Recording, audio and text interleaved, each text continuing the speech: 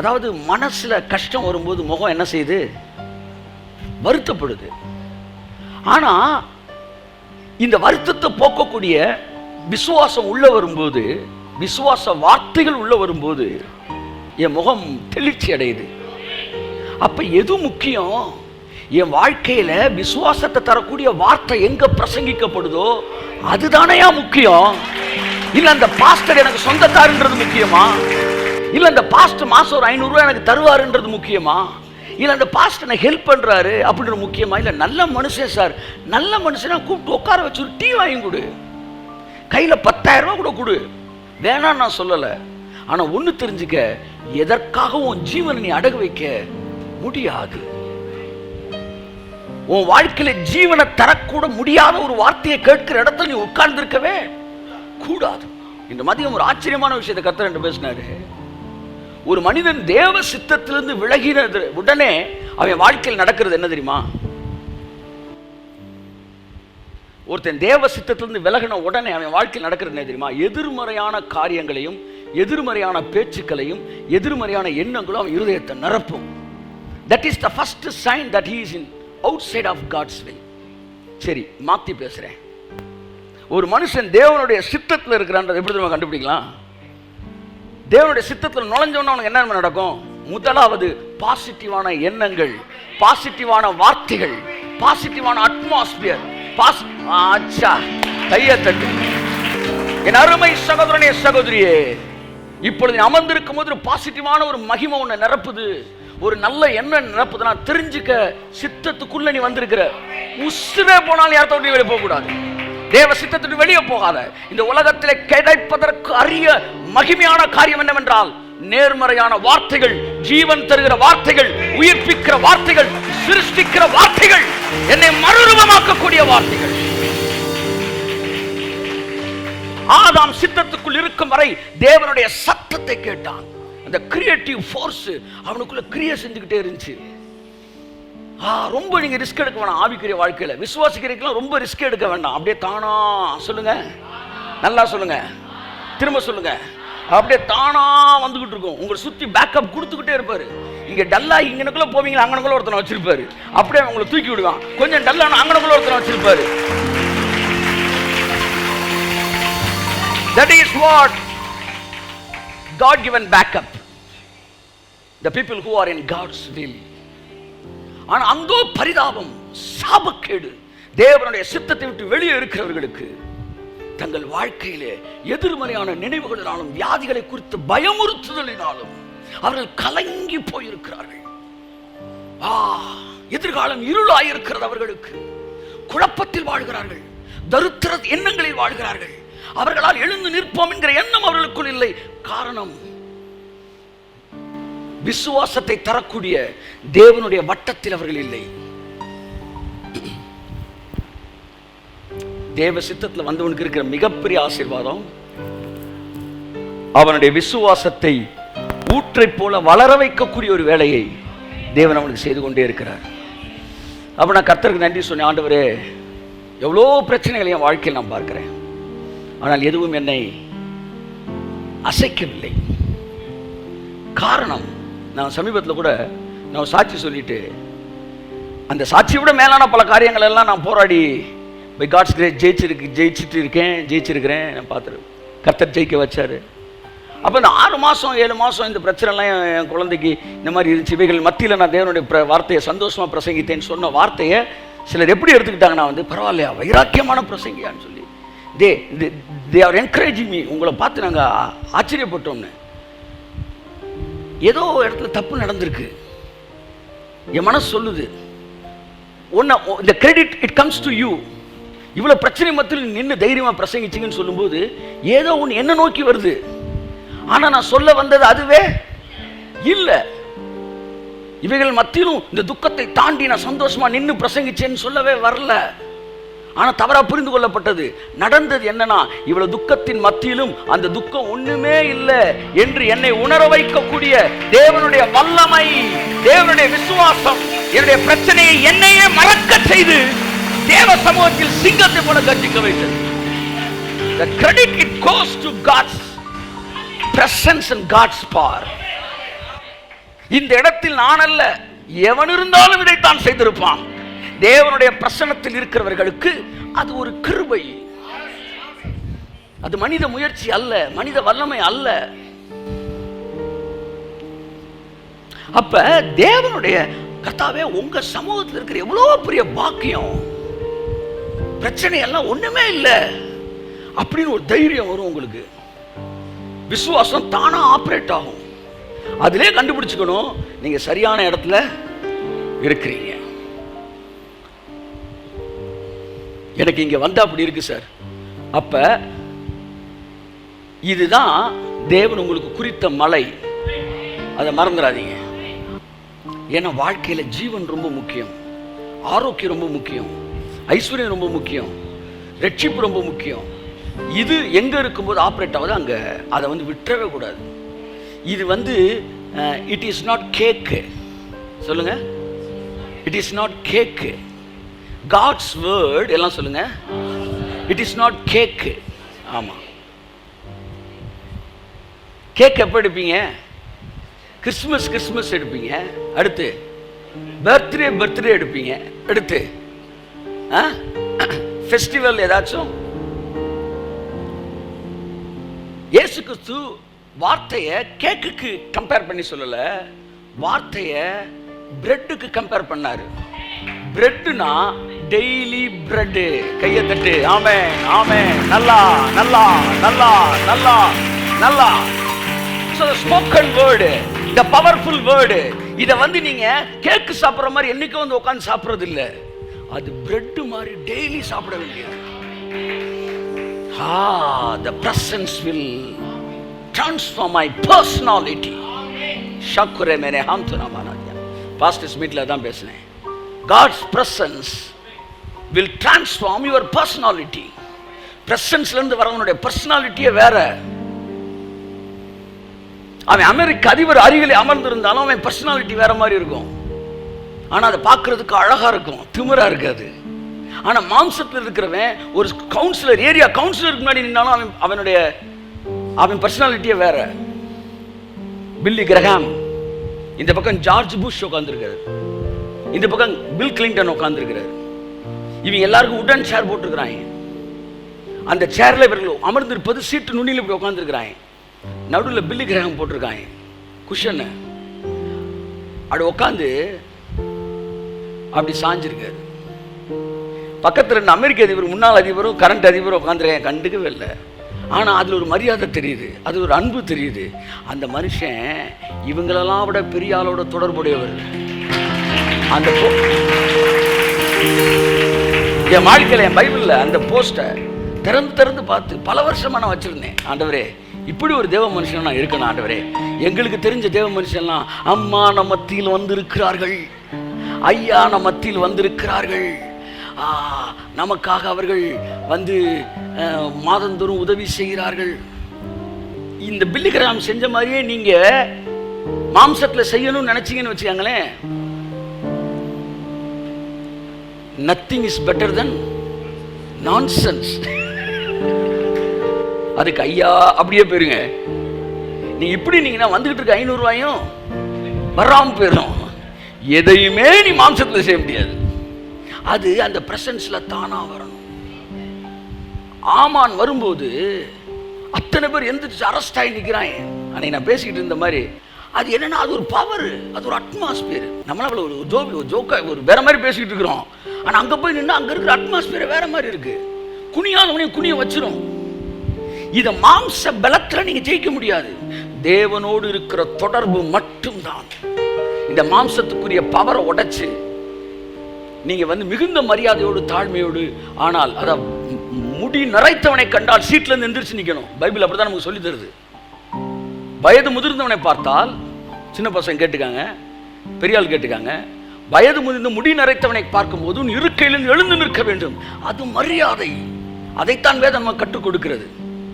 நிச்சயமா அந்த மரியாதை நம்ம கொடுக்கணும். நான் சொல்ல வர்றது, நான் என்னன்னு உங்களுக்கு தெரியும், அதைத்தான் நான் சொல்றேன். அது பேர் தெரியல. அப்ப பிரசன்ஸ்ல இருக்க இருக்க ஒருத்தருடைய பர்சனாலிட்டி மாறுது. ஸோ தொடர்ந்து ஏனோக்கு தேவனோடு சஞ்சரித்து கொண்டே இருந்தானா. சஞ்சரிக்க சஞ்சரிக்க சஞ்சரிக்க சஞ்சரிக்க அப்படியே ஏனோக்கு அப்படின்னு ஒரு பர்சனாலிட்டியே காணாம போச்சு.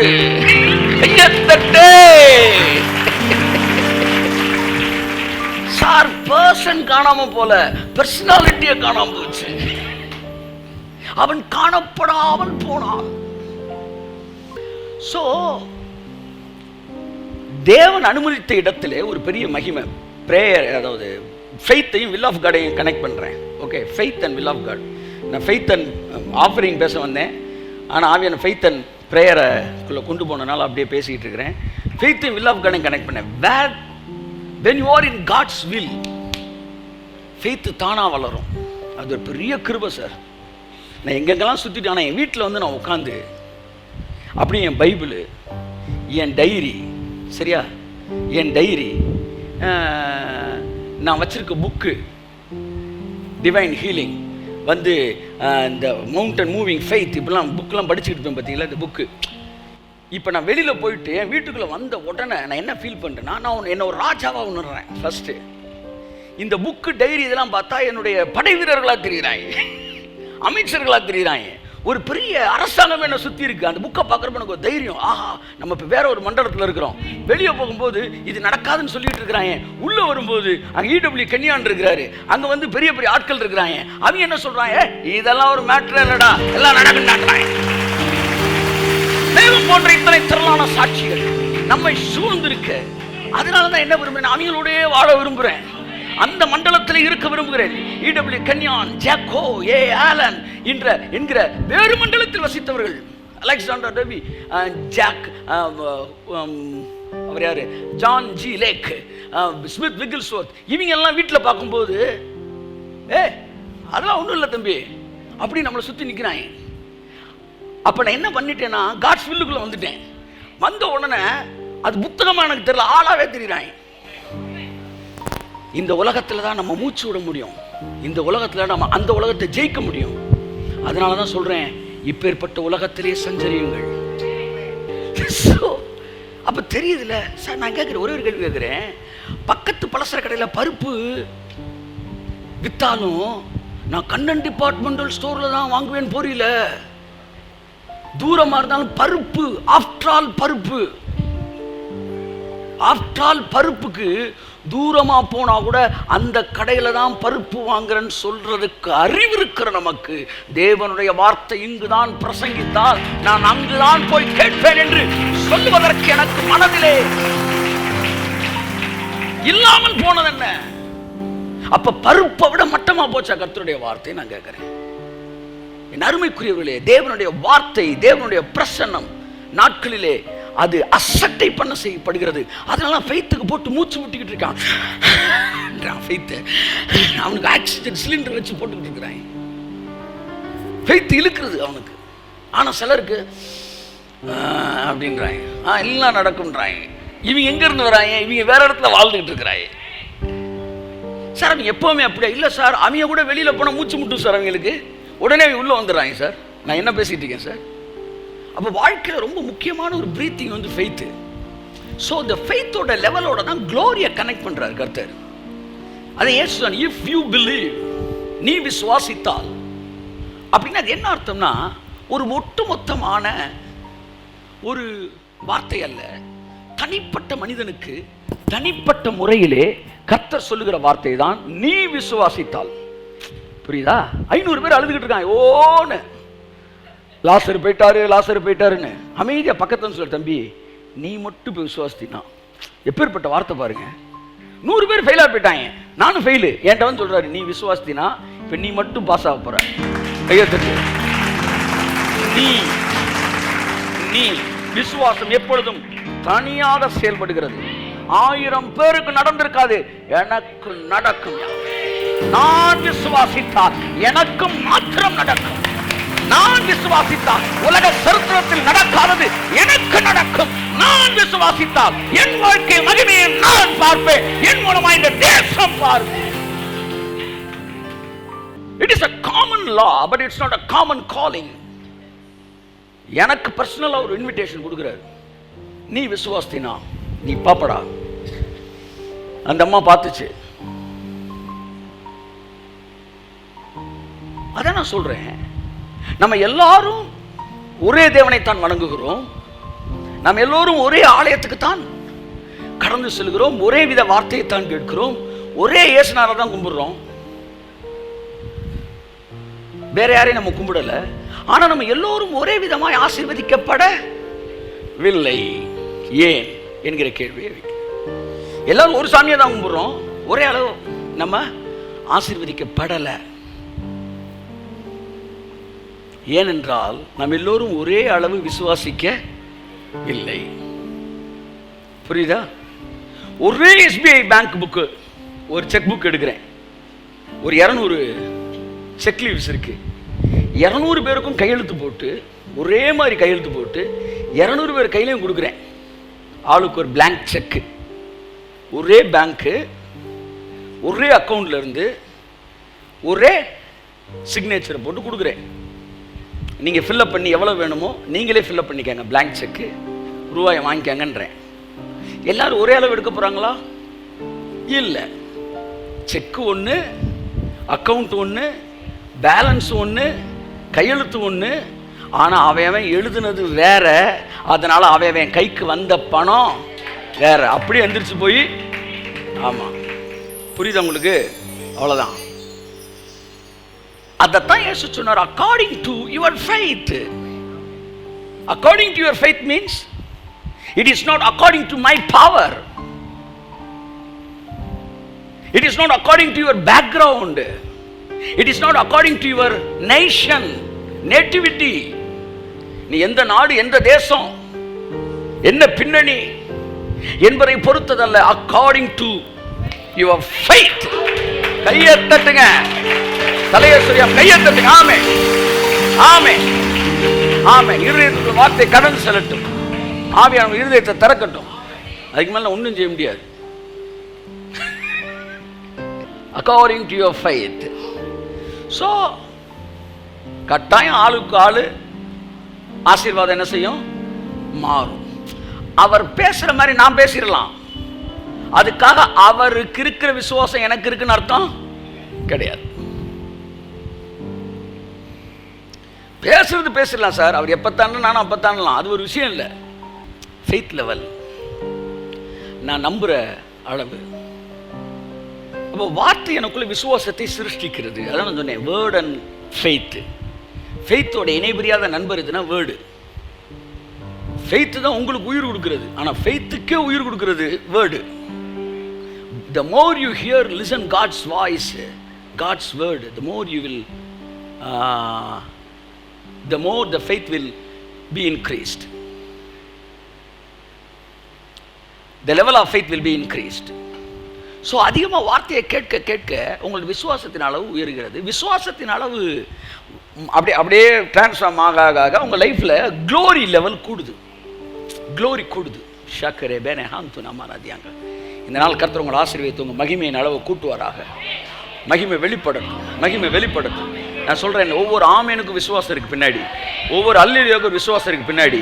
ஒவ்வொரு விரலை அசைக்கிறது விசுவாசத்தோடு நீ அசைப்பாய் என்றால் நிச்சயமாகவே அந்த காரியங்கள் விசுவாசமாக அங்கீகரிக்கப்பட்டு அதற்கான பலன்கள் உங்களுக்கு கட்டவிழ்க்கப்படும். தேவனிடத்தில் சேர்கிறவன் அவர் இருக்கிறார் என்றும் தம்மை தேடுகிறவர்களுக்கு பலன் அளிக்கிறார் என்றும் விசுவாசிக்க வேண்டும். ஸோ இந்த ஃபெய்த்ன்றது அக்கார்டிங் டு அப்படின்னும் போதே லிபர்ட்டி அதில் இருக்கு. ஃபெய்த்னா லிபர்ட்டி. எல்லாம் சொல்லுங்க. நீங்கள் 2-3 மீட்டர் அப்படி பேசிட்டு வரேன். ஃபெய்த்னா என்ன? லிபர்ட்டி. எதுக்கு ஃபெய்த் ஒரு மீடியமாக கர்த்தர் வச்சார் தெரியுமா? Faith is not just a law, spiritual law, it's a liberty. அது ஒரு சுதந்திரம். விசுவாசமும் சுதந்திரமும், அதாவது நம்ம எந்த லா கீழே இருக்கிறோம்? Law of liberty. என்ன லா கீழே இருக்கிறீங்க? நியாய பிரமாணத்தின் கீழே இருக்கீங்க. எந்த பிரமாணத்துக்கு கீழே இருக்கிறீங்க? சுயாதீன பிரமாணத்துக்கு கீழே இருக்கிறீங்க. இன்னொரு இடத்துல சொல்லி விசுவாச பிரமாணத்துக்கு கீழே இருக்கீங்கன்னு. எனக்கு ஒரு கேள்வி, விசுவாச பிரமாணத்துக்கு கீழே இருக்குமா, சுயாதீன பிரமாணத்துக்கு கீழே இருக்குமா?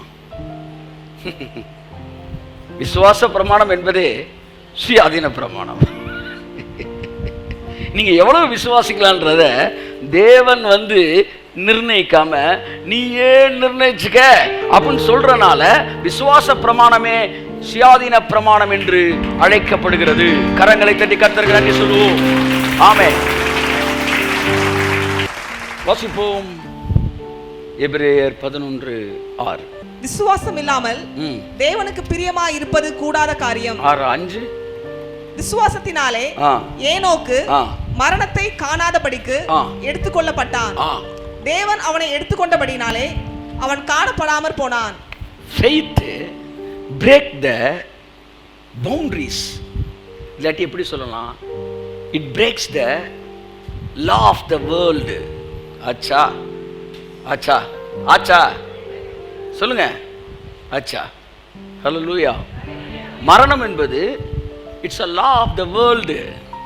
எல்லாம் சொல்லுங்க. law of the world. faith என்ன செய்யுது? இந்த உலகத்தோட லாவை பிரேக் பண்ணுது.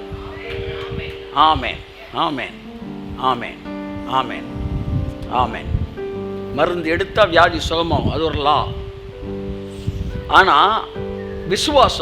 விசுவாசத்தினாலே சுகம் நடக்கும்போது அது என்ன செய்யுது? அந்த லாவை பிரேக் பண்ணுது. நிறைய பேர் சொல்லுவாங்க, விசுவாசிக்கிற நல்லதுதான், அது இல்லாம எப்படி? அது இல்லாம பண்றது தானே விசுவாசமே. இல்ல நிச்சயம் பணக்காரன் ஆயிரலாம் இந்த வருஷத்துக்குள்ளன்றீங்க. எல்லாரும் பணக்காரன் ஆயிரன்ற ஃபெய்த் இல்லை. எல்லாருமே எப்பவுமே ஒரு நாள் பணக்காரனாகத்தான் போறேன், ஆயிடுவாங்க. ஒழுங்கா உழைச்சா மெதுவாக ஆயிடுவாங்க. அது ஃபெய்த் இல்லை. எது எவ்வளவு நாள்ல இது முடியாது அப்படின்னு நினைக்கிறோமோ அவ்வளவு நாளைக்குள்ள ஒன்று நடந்தா அதுக்கு பேர் தான் ஃபெய்த். அதான் அடிக்கடி இவர் சொல்லுவாரு, போங்கே சொல்லுவாரு, செய்ய முடிந்ததை நாம் செய்வதற்கு விசுவாசம் நமக்கு தேவையில்லை, அதை நீயே போய் செஞ்சிரு. உன்னால் செய்ய முடியாததை கையை தட்டு.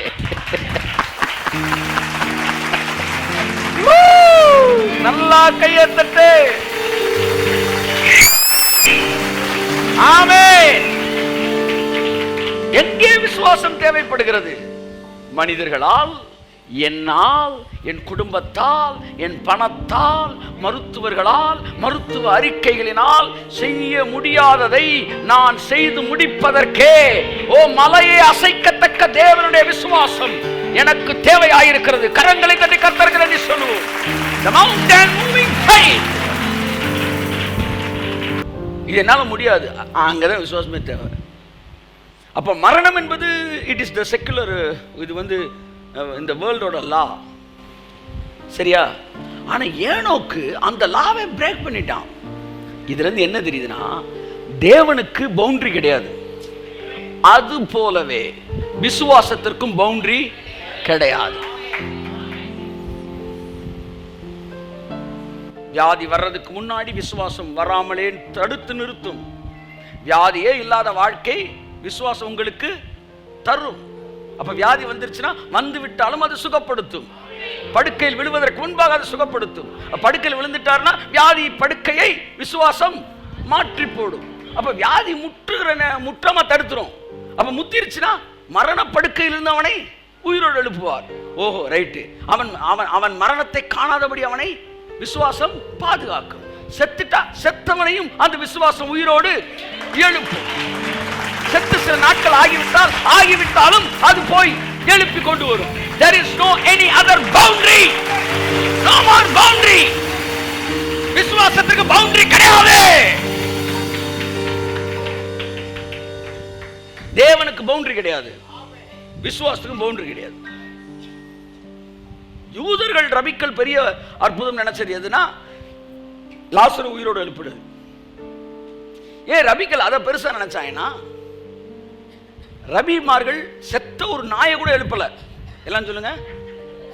ரபிமார்கள் அதாவது அந்த கால கிரிட்டிக்ஸ், இந்த காலத்தில் இருக்கிறாங்கல்ல, சில்லு ஹாட் அப்படின்னு இருப்பாங்கல்ல, இவங்க இந்த காலத்தில் எப்படி ரபிமார்கள் கிடையாது, இந்த காலத்து பரிசேயர்கள். இயேசுன்னு இருந்தாருன்னா பரிசேயன் சரிசேயன் இருக்கணும். அன்னைக்கும் அது இருந்தா இன்னைக்கும்.